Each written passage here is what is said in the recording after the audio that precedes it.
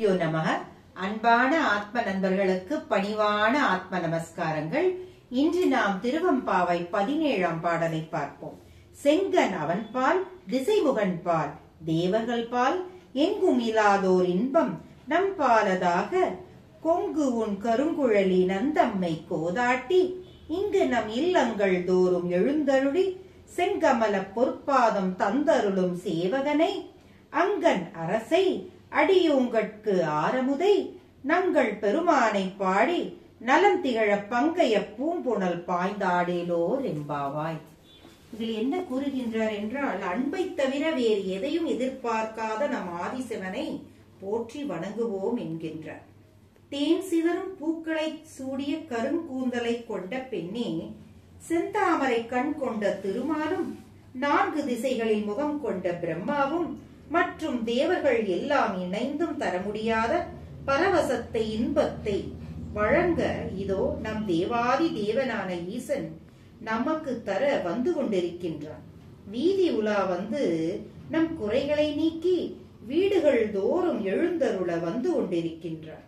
சிவந்த தாமரை போன்ற பொற்பாதமாம் அவன் திருவடிகளால் நம்மை ஆட்கொள்ள சப்பரம் ஏறி வருகின்றான். அவன் அதாவது இந்த உடம்பு ஆலயம், அதில் அவன் எழுந்தருள வருகின்றான்.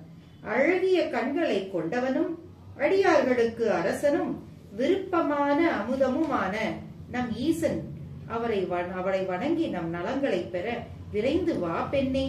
அவரை தரிசிக்க வரும் பெண்ணே, தாமரை மலர்கள் மலர்ந்து கிடக்கும் இந்த தடாகத்தில் நீராடி 5 எழுத்து மந்திரத்தை ஓதியபடி அவனுக்காக காத்திருப்போம்.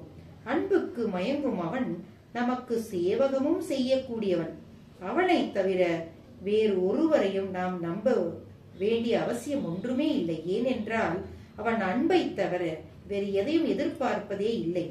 ஆகையால் நாம் அனைவரும் கூடி அவனை வழிபடுவோம், வா தோழி என்று அழைக்கின்றார். என்றும் எங்கும் நிறைந்திருக்கும் சிவம் அன்புக்கு எங்கும் தன்மை கொண்டது. காலகாலமாய் தவம் இயற்றிய ஞானிகளுக்கு வாராத சிவம், பல பாகங்கள் பூசைகள் செய்த ரிஷிகளுக்கும் வாராத தெய்வம், தமது அடியார்களுக்கு தொண்டு செய்ய எளிய மக்களை நோக்கி ஓடி உள்ளது.